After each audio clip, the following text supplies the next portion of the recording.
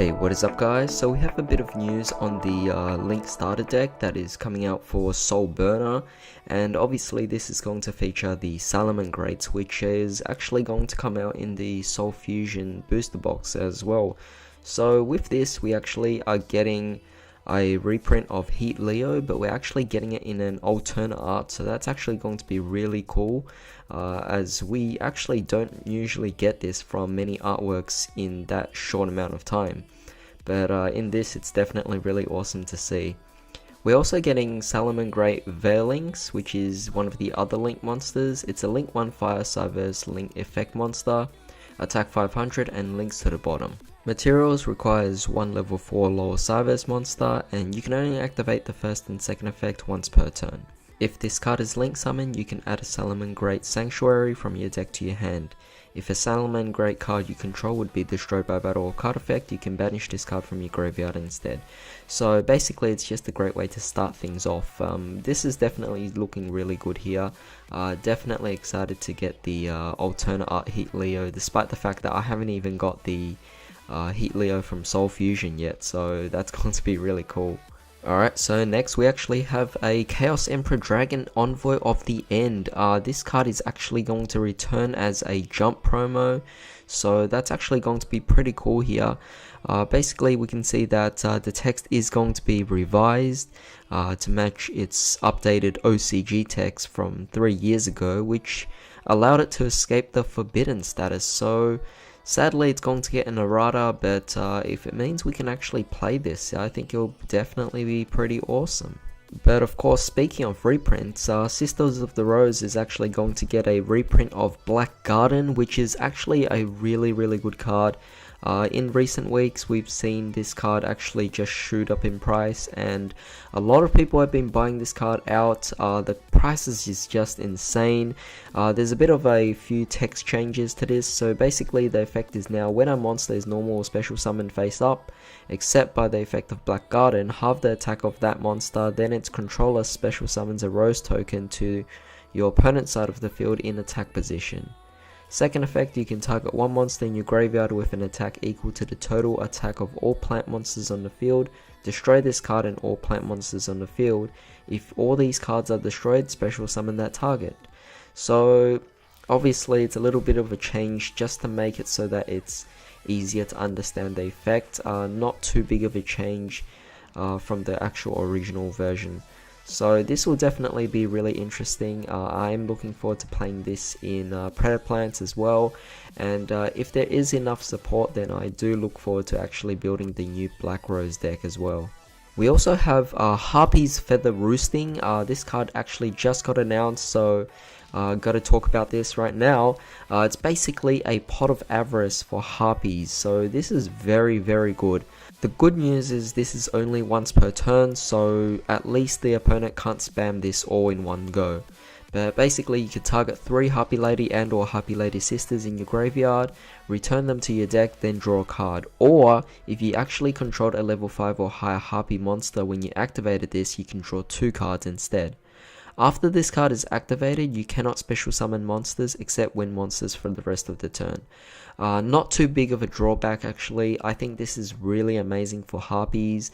My friend Anders actually made a video on this, and he talks about how this card is actually fair, and I do agree to a certain extent, but I do have to say that you know, bringing out a level 5 or higher Harpie monster is not particularly difficult, because we obviously have Harpie Lady Sisters themselves, which can be abused by a lot of the newer cards, and of course Harpie Channeler can easily just bring out a Harpie's Pet Dragon without any trouble. So as you can see, this card definitely has really great viability, and the fact that Harpies just get their own personal Pot of Avarice I think is definitely really amazing.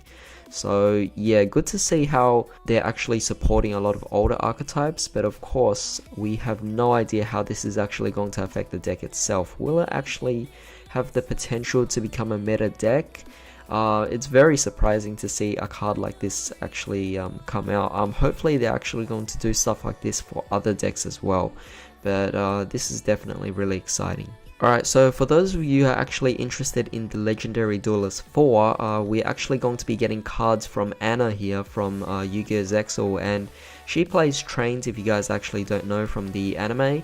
But we're basically going to go over a few of these cards, which I think are really cool. So we have Super Dreadnought Rail Cannon Juggernaut Libe, or Libe.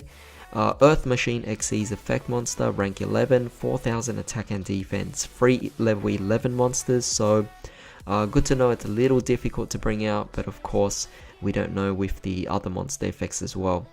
Once per turn you can XC's this card by using one rank 10 machine XC's monster you control as XC's material, so easily this card is not difficult. Its effect is once per turn you can detach one XC's material from this card, and this card gains 2000 attack and defense. Also you cannot attack for the rest of this turn except with this card. Not too big of a drawback considering the fact that this will be a 6000 attacker.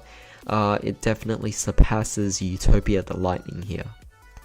Second effect, this card can make a number of attacks on monsters during each battle phase equal to the number of materials plus 1. So again, the fact that he's going to be 6000 attacking all your opponent's monsters, no big deal here. I think it's definitely a really good card, and the fact that getting into it is pretty easy as well, off Gustav Max or anything, I think this is definitely going to be really amazing. We also have Speedy Express Bullet Liner, Earth Machine effect monster, level 10, 3000 attack and 0 defense. You can only use the first and third effect once per turn each. If the only monsters you control minimum 1 are Earth Machine monsters, you can special summon this card from the hand. Second effect, to declare an attack with this card, you must send 2 other cards you control to the graveyard, so that's pretty fair, but of course it's mostly going to be an XE's material. Third effect, once per turn during the end phase, if this card is in the graveyard and was sent there during this turn, you could target a machine monster in your graveyard, except itself, add it to your hand. This card actually has a lot of great viability in Ancient Gears as well, so it's going to be really interesting to see, and you know, it's a free special summon with 3000 attack. Even then, this card's just really good for link summoning in general. Next we have Runaway Railcar Flying Pegasus, an Earth Machine effect monster, level 4, 1800 attack, 1000 defense. You can only use the first and second effect once per turn each. If this card is normal special summon, you can target an Earth Machine monster in your graveyard, except itself, special summon it in defense, but its effects are negated. Again, it's viable in Ancient Gears. Second effect, you can target one other face-up monster you control. The level of either that monster or this card becomes the current level of the other. You cannot attack with monsters during the turn you activate this effect, except with XE's monsters. So as we can see, it's definitely pushing trains support and how they can actually XE summon really easily and just attack with really big numbers. But of course, you can definitely see that there's a lot of viability in Ancient Gears as well. And keep in mind, this is just XE's monsters are able to attack. And the thing is, with Ancient Gears, you could actually go into any other XE summon and just do other things, so it's definitely really good. I think this card is just so generic, and the fact that it's not only restricted to just trains but can also work in Ancient Gears as well definitely makes it for a really good card. So I'm definitely excited about this, so when it comes out I'll definitely be looking to grab a few of these. So the next card's a quick play spell card, Urgent Schedule. You can only use the first and second effect once per turn each. If your opponent controls more monsters than you do, special summon from your deck 2 Earth Machine monsters, 1 level 4 or lower, and 1 level 5 or higher in defense position, but their effects are negated. You cannot attack with monsters during the turn you activate this, except machine monsters. If this set card on the field is sent to the graveyard, you can add a level 10 machine monster from your deck to your hand. This card's actually a really insane card because you have to think of it like this. This special summons 2 machine monsters from your deck. Whether it's trains or whether it's Ancient Gears, it's just insanely broken. Considering this, you're actually giving Ancient Gears fusion material, and with just the cost of 1 card here. And yes, although your opponent has to control more monsters than you do, if you have no monsters and they have something, then you basically have a +1 at this point. This is basically an improvement on Unexpected Die here, so very powerful, and it just makes it easier for Ancient Gears to go into Ancient Gear Golem, the fusion monsters and stuff like that.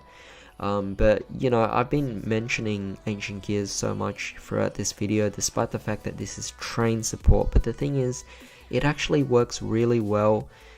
At least 3 of these cards can synergize with Ancient Gears, which is just really amazing. Alright, so that's basically all I have to say about this. So tell me what you guys actually think about this. Do you think it's actually good? What other decks do you actually think this card could be used for?